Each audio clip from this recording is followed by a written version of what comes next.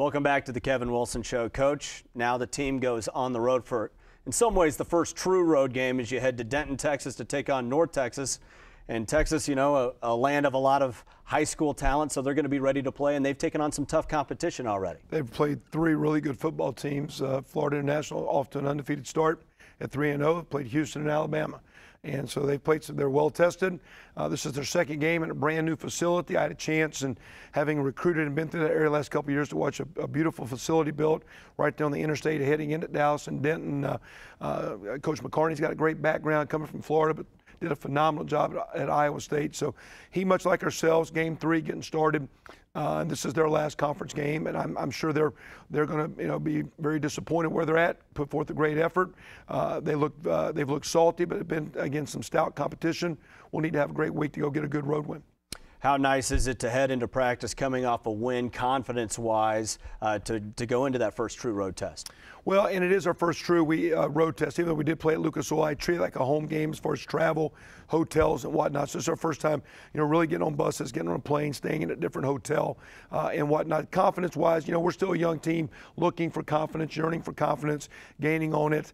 To me, the best thing about last week's victory is we've been working awfully hard, and when you're asking your young men to commit and have a lot of effort and bring it every day and work hard, when you're not getting rewarded for it by the victories, that gets frustrating. So hopefully now that we've seen some success, we are moving forward. We have gotten better from week 1 to week 2, from 2 to 3. Hopefully that'll lead to another transition week 4 going to North Texas on the road. Got a lot of guys into that game against South Carolina State, so building experience, getting opportunities, providing competition at different positions. A long participation chart in that game, and that should bode well for the future. Well, and again, but the future is this Saturday down there at Denton and getting our second win, coming out of the non-conference schedule with 2 in a row as we get into Big Ten play.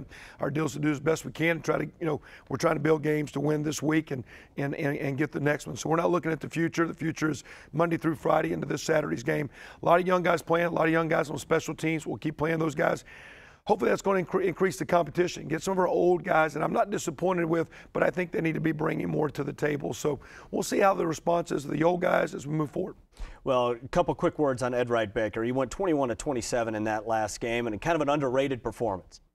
It did, and at the same time, I'm still disappointed because I think he still misses some things, and not the passes they miss. There's some times where, sometimes I think, when some of the scrambles, and he's making some nice plays with his feet on third down, moving around, scrambling, extending the play, and doing well, but he's still missing some things. He's a work in progress, as is Dusty and Trey, and we'll keep bringing those guys along as we keep bringing our whole football team along, offense, defense, and kick game.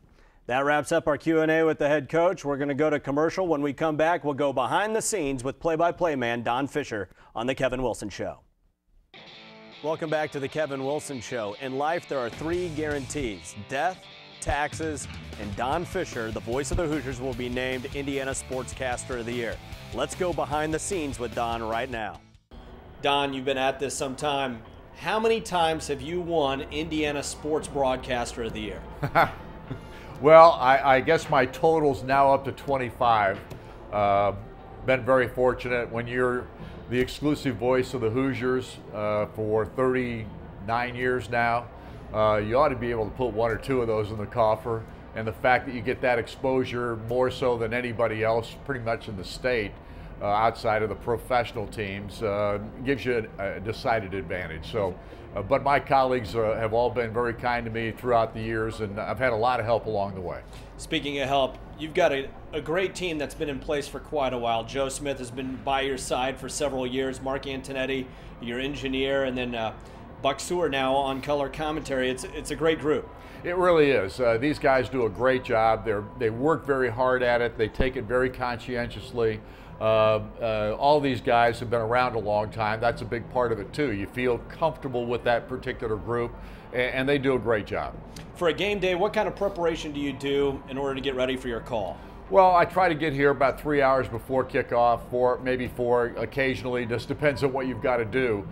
Used to be 4 because we used to do a pregame show on game day, but we kind of take that to a different level now and put it on Friday. But all that said, there are a lot of things to do. You've got to set up your roster sheets and get information. There's lots to read, as always, in preparation for a ball game on game day.